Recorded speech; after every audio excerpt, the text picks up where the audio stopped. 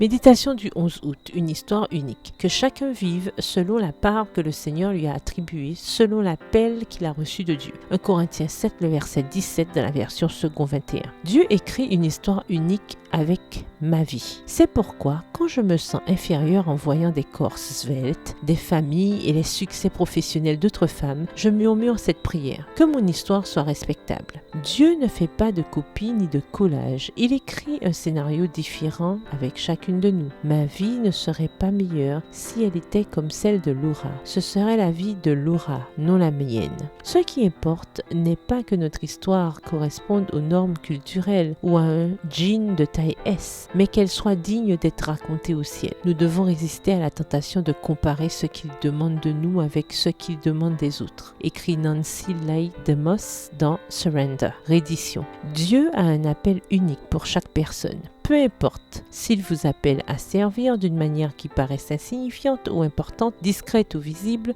en deçà de vos talents ou à des années-lumière au-dessus, de façon ennuyeuse ou palpitante, ordinaire ou spectaculaire, quoi qu'il vous demande ou qu'il vous envoie, le cœur qui se rend dira avec Marie de Nazareth: « Je suis la servante du Seigneur, qu'il me soit fait selon ta parole », ajoute-t-elle. Dieu nous adresse différents dons et appels. Les bénédictions et les occasions reçues n'ont pas la fonction d'ancrer notre identité ou de définir notre valeur personnelle. Le Christ est notre ancre. Voir Hébreux 6, verset 19.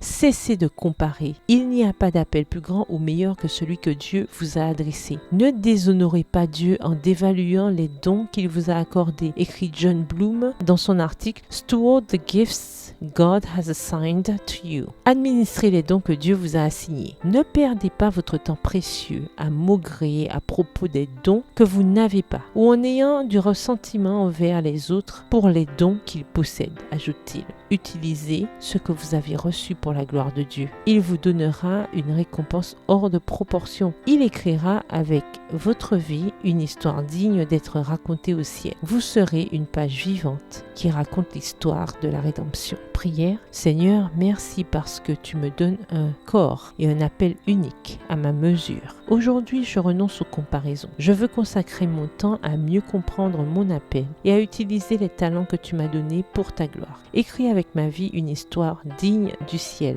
Je me soumets à tes plans. Je m'en remets à ta sagesse. Amen. Bonne journée, que l'Éternel vous bénisse.